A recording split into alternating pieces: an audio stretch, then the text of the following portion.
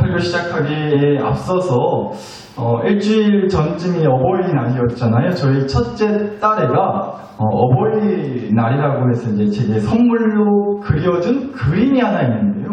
그거 여러분께 좀 보여드리면서 설교를 좀 시작하도록 하겠습니다. 앞에 화면을 좀 잘 봐주세요. 보이시려나? 네, 우리 가족이라는 제목으로 우리 첫째 딸이 8살인데요. 8살 된 저희 첫애가 그려준 가족 그림입니다. 근데 보시면 아시겠지만 확실히 알았어요. 네. 미술 쪽은 아니구나. 네.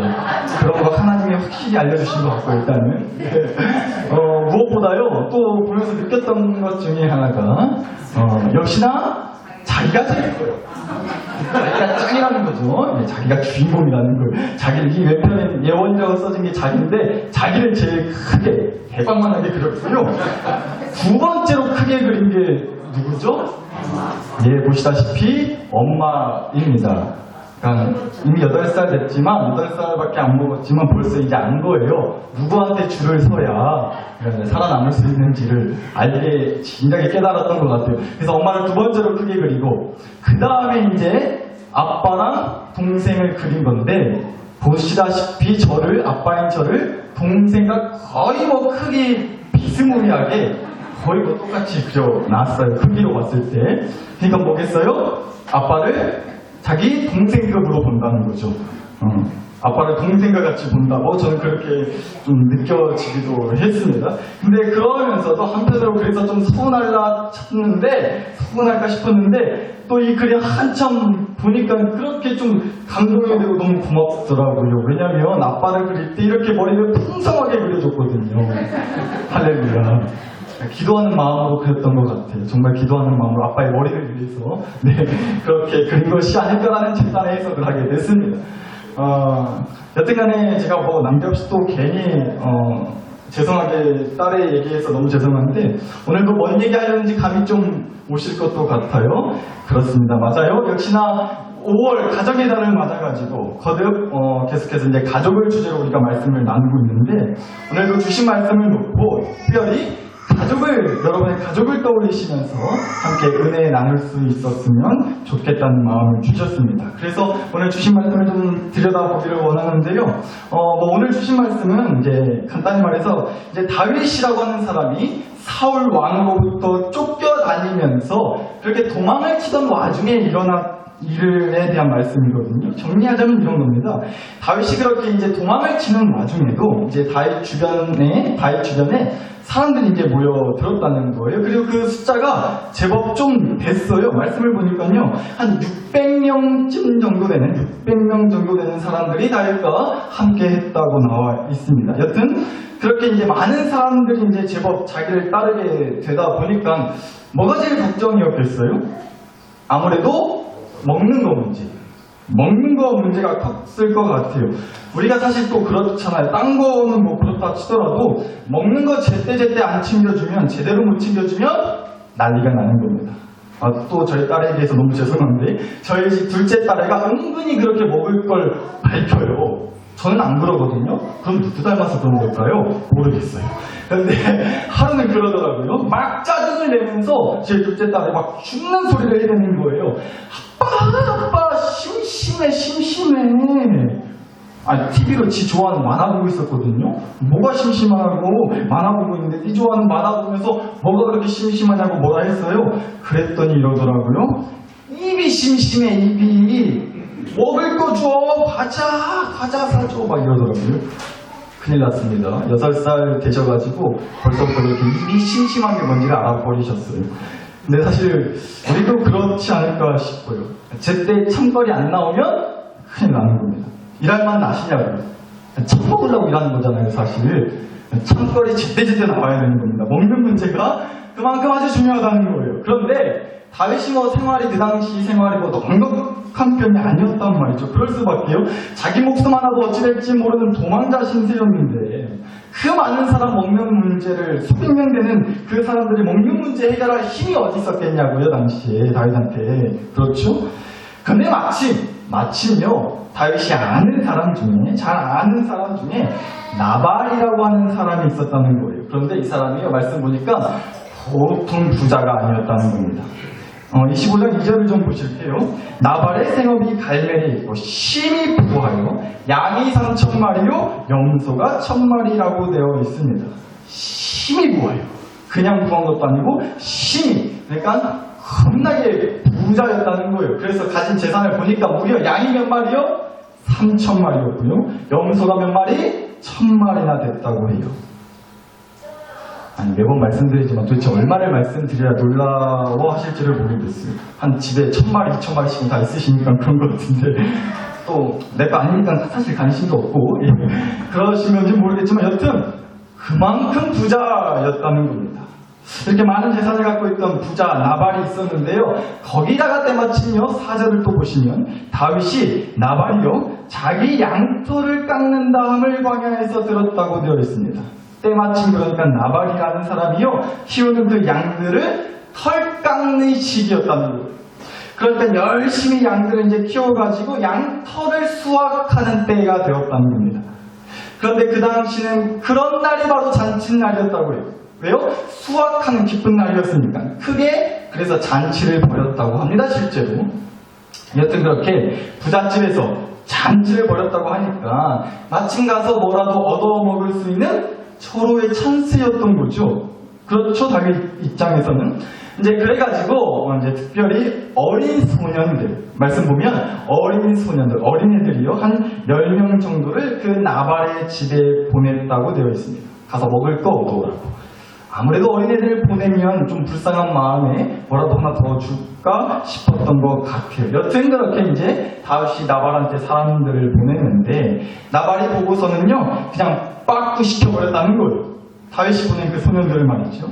그래서 어쩔 수 없이 결국 빈손으로 이제 돌아왔어요. 그리고 돌아온 모습을 다윗이 보거든요. 아주 그냥 이제 꼭지가 돌아버린 거죠. 겁나게 화딱지가 났다는 겁니다. 그래서 또 이 다윗이 그 불같은 성질을 못 참고 한 400명 되는 자기 사람들을 데리고서 다 무기 들게 하고 칼을 채우게 하고는요 안 되겠다 이겁니다. 우리가 가서 아작을 내야 되겠다 하고는 이제 나발한테 쳐 들어가려고 했다는 겁니다. 근데 여러분 다윗이요 그저 먹을 것 조금 안 나눠줬다고 화가 난 건 아니었고요. 말씀을 보니까 따지고 보면 사실 다윗이 그렇게 화를 낼 만도 했던 게 사실은 다윗이 다윗한테 받은 은혜가 있었단 말이에요. 다윗한테 진 빚이 있었단 말입니다. 나발 밑에 있던 하인이 하는 말이었어요. 15절 16절 보시면 우리가 들에 있어. 그러니까 이 나발의 하인들이 이제 들에 있었는데 그들과 상종할 동안에 그들은 역시 다윗과 다윗의 사람들을 말하는 겁니다. 그들과 상종할 동안에 그 사람들이 우리를 매우 선대하였으므로 잘해줬으므로 우리가 다치거나 잃은 것이 없었으니 우리가 양을 지키는 동안에 다윗의 사람들이 우리와 함께 있어 밤낮 우리에게 담이 되었습니다. 라는 말씀이 나와요. 그러니까 뭐예요? 이런 겁니다. 나발이라는 사람이 양이랑 염소를 아주 많이 키운다고 했잖아요. 그런데 아무래도 그러다 보니까 이 양이랑 염소 지키고 뭐 관리하는 게 보통 일이 아니었겠죠. 뭐 허건날 막 들짐승에 달려들었을 수도 있고 아니면 나쁜맘 먹은 강도들이 그렇게 들이닥칠 수도 있고요.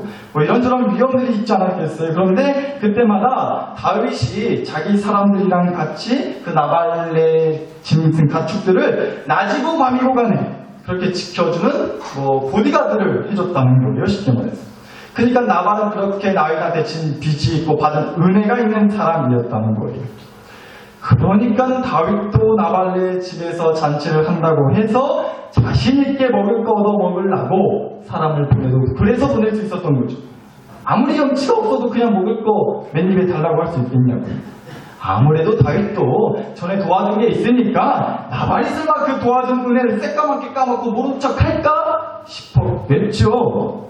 그런데 나발이 다윗이 보낸 소년들한테 먹을 걸 끝내 줬어요 안 줬어요? 안 줬다는 거예요. 그러니까 나발이요 아주 못돼 처먹은 인간이었다는 거죠. 아니 받은 은혜가 있는데 빚이 있는데 받은 도움이 있는데 어떻게 그럴 수가 있냐고 어떻게 그렇게 쌩하고 모른 척할 수가 있냐는 겁니다. 그리고 사실요 그렇게 보니까 나발이라는 사람이 아주 이름부터가 글래먹은 사람 같아요. 이 나발이라고 하는 이름의 뜻이요 실제로 어리석은 자 그러니까 어리석은 사람이라는 뜻을 갖고 있다고 해요. 이름 자체가 그렇다고. 사람 이름 갖고 뭐라 하면 안 되는 거 아는데 어째 이름부터가 느낌이 조금 거시기 하지 않냐고요. 이런 나발. 네. 나발이라는 이름조차 상당히 좀 그래요. 그리고 사실 뭐 제 느낌만 그런 게 아니라 3절 말씀을 보시면 그 사람의 이름은 나발이요 완고하고 행실이 악하다고 아주 대놓고 이미 말씀에서 그렇게 소개가 돼요. 그러니까 이 정도 되는 사람이니까 다윗이 쓴 길이 나도 날만했다는 겁니다. 그래서 21절 말씀을 보시면 다윗이 이렇게까지 말을 해요. 다윗이 이미 말하기를 내가 나발의 소유물을 광야에서 지켜 그 모든 것을 하나도 손실이 없게 한 것이 진실로 헛사라. 그가 악으로 나의 손을 갚는도다. 악하다고 다윗이여 나발을 악하다고 말을 했다고. 그냥 나쁜 게 아니라요 나발이 아주 그냥 천하의 악한 놈이라고 욕을 그렇게 퍼부었다는 거죠. 그러니까 뭐 우리식으로 말하자면 그냥 싸가지 없는 정도가 아니라 싹한 바가지가 없는 뭐 그런 인간이었다는 겁니다. 도와준 은혜가 있는데 그렇잖아요. 아니 여러분 같으면 안 그러시겠어요?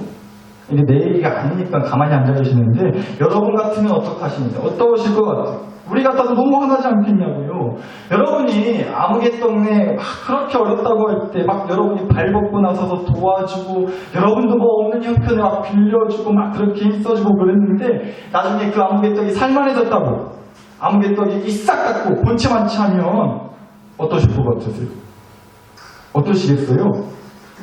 마스터 뒤로 욕하지 마시고 생각만 해도 열딱지 나지 않으시겠어요? 이런 씨. 욕한 바가지 하고 싶잖아요. 그래서 저는 오늘 말씀이 다윗의 마음이요. 정말 100번 1000번 이해가 가더라니까요. 그런데 보세요. 여기서 갑자기 한 여자가 등장을 합니다. 갑자기요. 그 여자가 바로 아비가일이라고 하는 여자였어요. 그리고 이 여자는요 다름 아닌 그 나발의 부인이었다는 겁니다. 그런데 이 아비가일이라고 하는 나발의 부인이요 자기 남편이랑 다윗 사이에서 벌어진 그 일을 전해 듣고는 어떻게 했느냐 그 즉시요 이것저것 음식을 바리바리 싸들고요 이런저런 선물 보따리를 챙겨 들고서 다윗한테 달려갔다는 겁니다. 그리고서는 이제 아비가일이 다윗을 만나 이런저런 얘기를 막 뭐라 길게 해요. 그런데 핵심은 이 말씀에 있다고 보여졌어요. 그게 바로 오늘 주신 말씀인 26절입니다. 다시 보시면요. 네 주여. 아비가일이 다윗한테 하는 말이에요. 근데 여기서 주는 우리가 뭐 보통 말하는 그 주님을 말하는 게 하나님을 말하는 게 아니라 바로 다윗을 부르는 거예요. 이제부터는 다윗이라고 제가 이제 바꿔 읽겠습니다.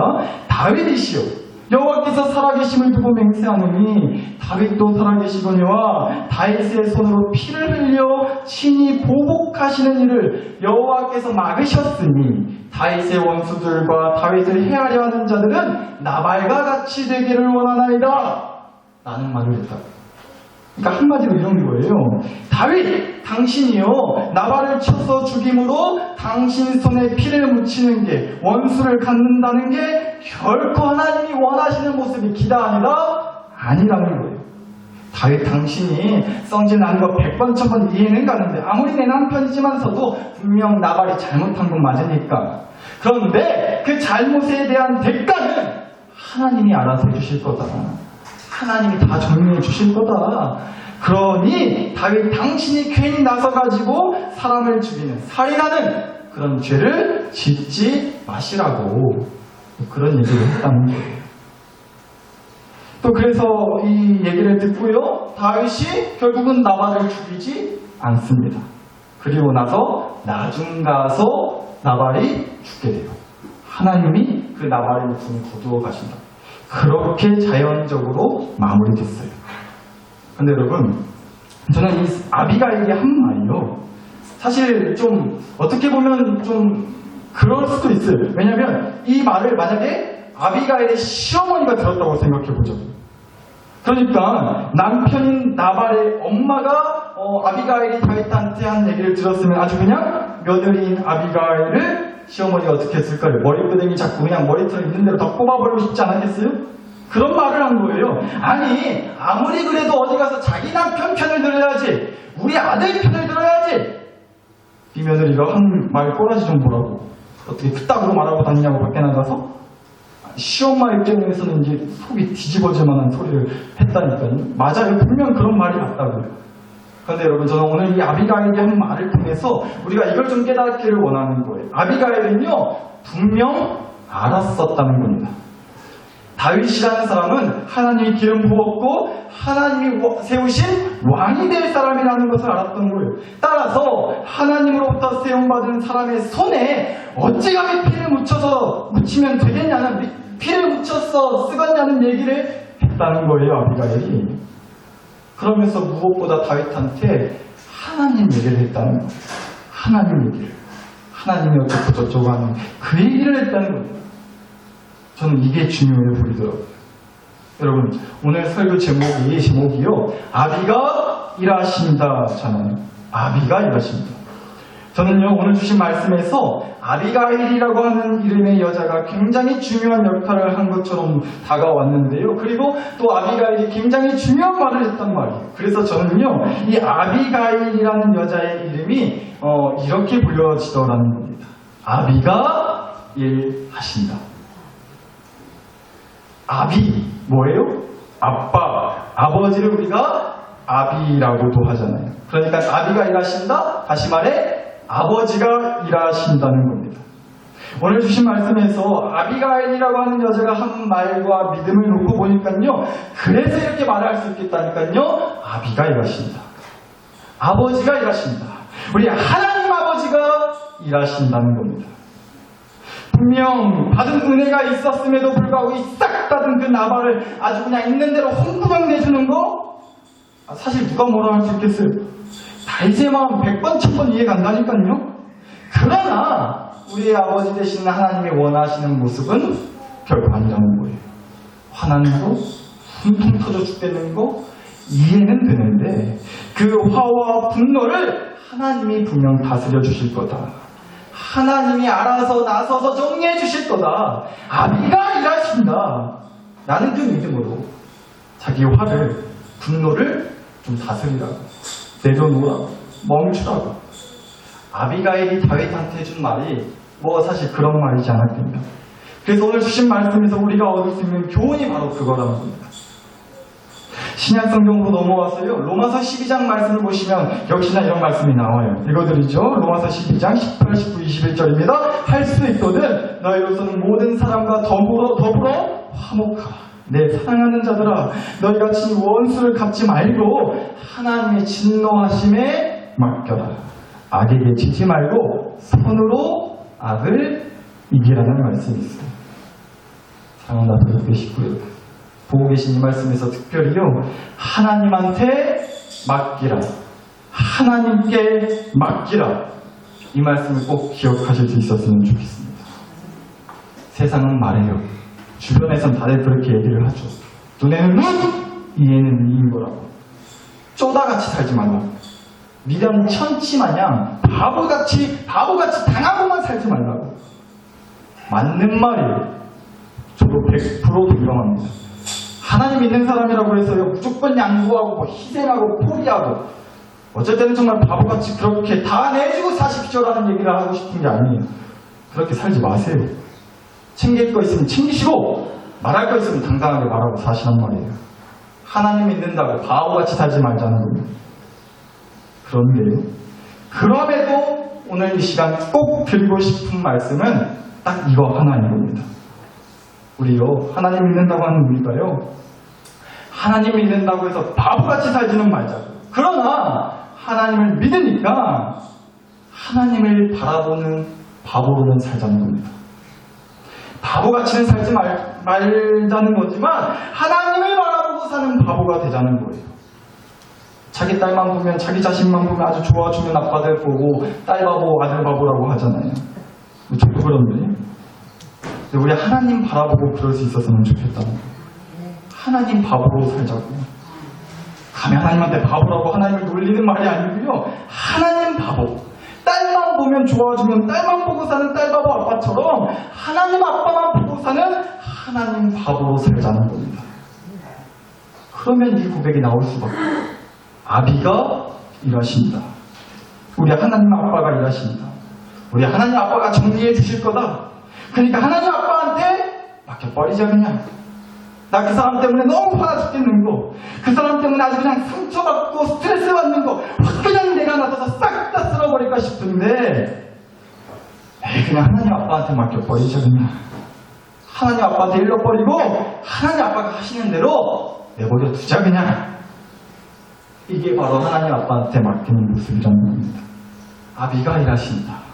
믿음으로 고백하는 사람의 모습이 바로 그러하다는 거예요. 그래서 저는 부디 우리 안에 이런 믿음이 있기를 간절히 원하는 겁니다. 그리고 더 간절히 축복하면서 또 제 스스로가 다짐하고 또 여러분에게 부탁드리고 싶은 거예요.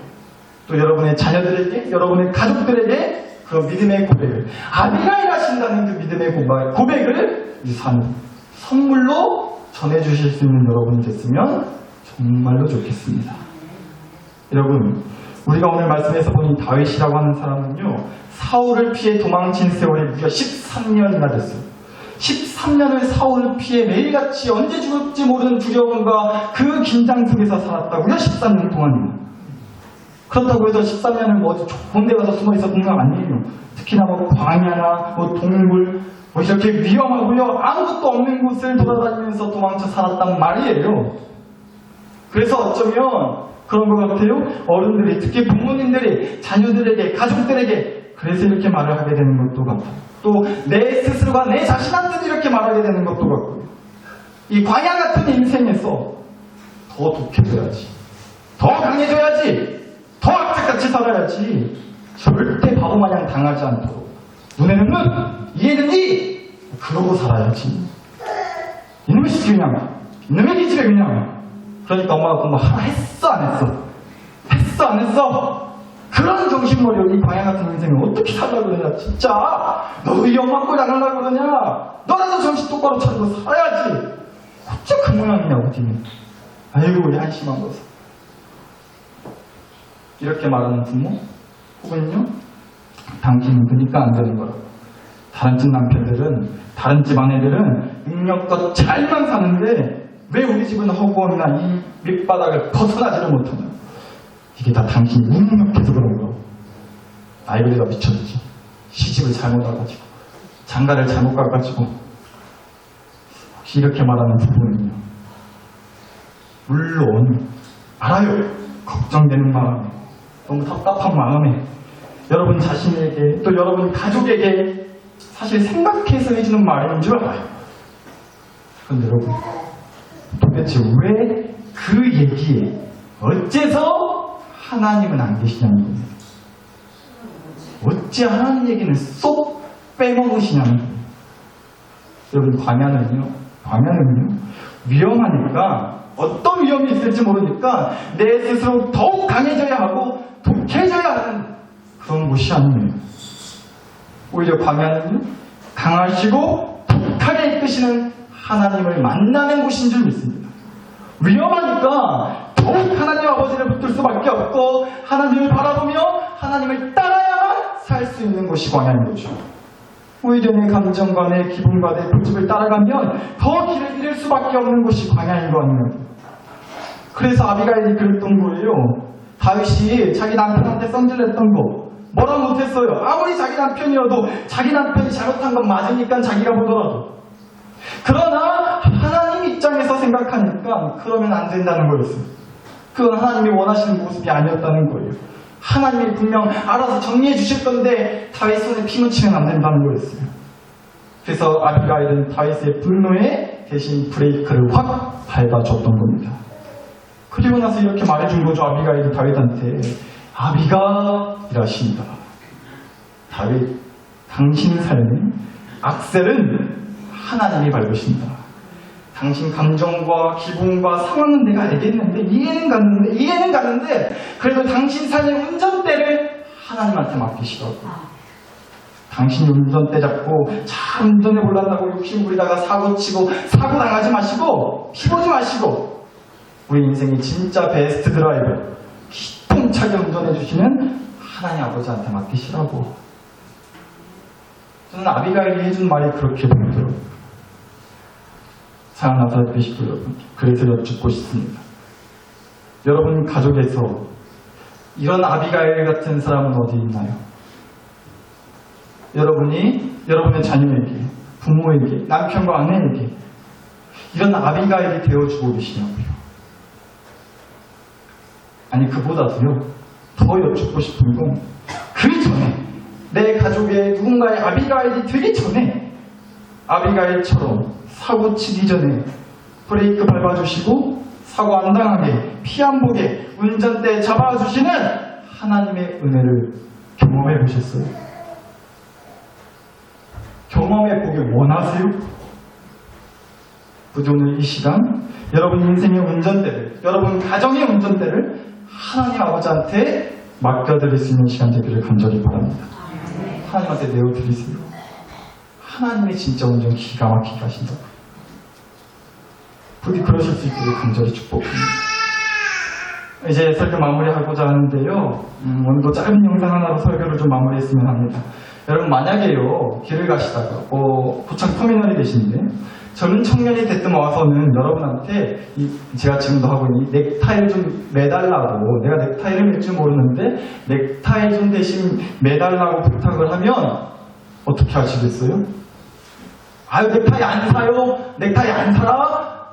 뭐 그렇게 뿌리치시고 그 자리를 벗어나고 싶다 하실지도 모르겠는데 넥타이 장수 아니고요. 정말로 젊은 청년이 막 그렇게 부탁을 하면 어떻게 하는 사람들이 그 모습을 담은 영상이 좀 있더라고요. 그거 잠깐 나누고 말씀을 좀 마무리하도록 하겠습니다.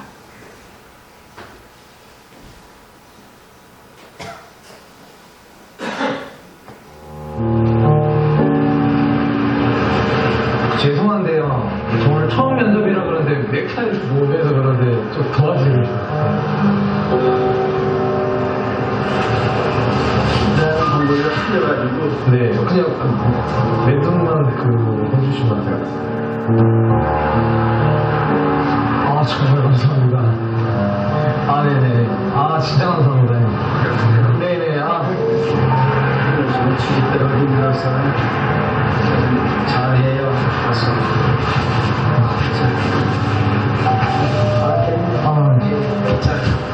가서 잘해요.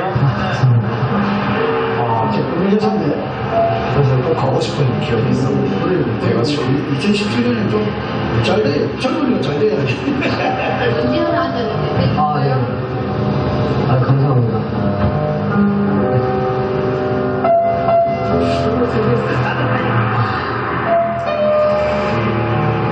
오랜만에 가가지고 예쁘진 않은데 아, 괜찮습니다. 그리고 이렇게 목으로 빼가지고 땡겨봐요. 우리 아들도 얼마 전에 입사했거든. 긴장하지 마요. 잘 될 거야. 아유, 왜 목장님보다 날씨가 이렇게 춥게 나오면 어떡해. 아, 저 괜찮습니다. 그래다가 걸치고 나와야지. 아유, 추워라. 손이 칵칵 오는데. 가만 있어봐. 내 얘기 하나 있는데 나는 안 추워. 아, 저 괜찮아요. 아니야, 가져가. 나는 괜찮아. 따뜻해. 아, 정말 감사합니다, 진짜. 요즘 젊은 사람들이 너무 힘들지. 용기 내지 말고 잘 보고 저 공연가 한 거기를. 먼저 꼭 보겠습니다.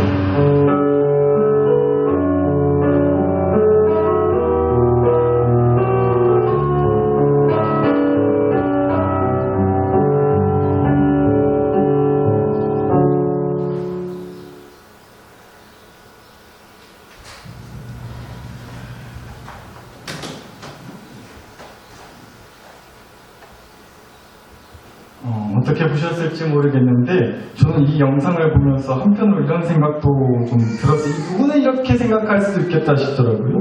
아유, 그 나이 먹도록 혼자 넥타이도 맬 줄 모르고 뭐하고 살았냐고. 아이고, 아니 그런 자세로, 그런 정신머리로 저 면접 보러 가는 길이라고 했잖아요. 취업이 되거든요. 그런 정신머리, 그런 자세로 직장 가서 뭔 일이나 똑바로 할 수 있겠냐고. 넥타이도 안 올리면서. 근데 여러분 솔직하게 고백합니다. 저도 넥타이를 맬 줄 몰라요. 그래서 저희 집에 있는 넥타이는 거진 다 이렇게 생겼어요. 지퍼 달린 거예요. 세상 좋아졌어요. 이런 넥타이도 나옵니다. 사실 제가 넥타이를 잘 못 매요. 그래가지고 누구한테 매달라고 제 아내한테 매달라고 그럴 때도 귀찮아가지고 그냥 거진 뭐 이렇게 지퍼 달린, 이렇게 매기 쉬운, 네, 너무 좋아요. 네, 이렇게 지퍼 달린 넥타이를 제가 많이 갖고 있습니다. 여튼간에 여러분, 오늘 이 얘기를 꼭 드리고 싶어요. 사랑하는 여러분의 가족들에게, 부모님에게, 자녀들에게, 남편과 아내한테 딱 한마디만 해줄 수 있다면 우리 꼭 이 말을 해줄 수 있게 되기를 간절히 바랍니다. 아비가 일하신다. 아비가 일하신다. 세상 가장 따뜻한 손길로 대신 넥타이를 매주시는 하나님 아빠가 계십니다. 그 하나님 아빠한테 네 인생의 넥타이, 네 영혼의 넥타이 맡기며 살아라. 아비가 일하신다. 네 혈기를 내세워서, 네 감정을 내세워서 운전대 잡다가 망하는 거요. 그러다 사고 나는 거요. 아비가 일하신다. 이 넥타이 아버지한테 맡기게. 당신 넥타이 하나님한테 맡기게. 엄마 아빠 넥타이 여태껏 살아오면서 혼자 그거 메고 사느라 너무 힘들지 않았냐고. 이제 하나님한테 맡겨버려 그냥. 우리가 이 얘기해주는 아비가일 같은 사람이 될 수 있었으면 좋겠어요. 그 어디에서보다 여러분의 가족에게. 사연은 나사롭게 식구요.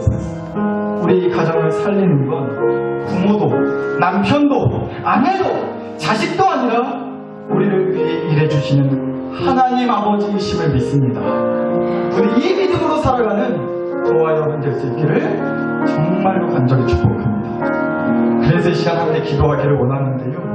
그 하나님 아버지에게 온전히 내 가족을 맡기는, 내 가정에 이런저런 문제를 맡기는 기도를 올려드리는 시간 되었으면 좋겠습니다. 이 시간 함께 기도드리겠습니다. 주신 말씀과 은혜를 가지고 여러분 자신과 가정을 위해 우리 마음과 함께 간절히 기도 올려드리겠습니다. 함께 기도하시겠습니다. 하나님 아버지 감사합니다.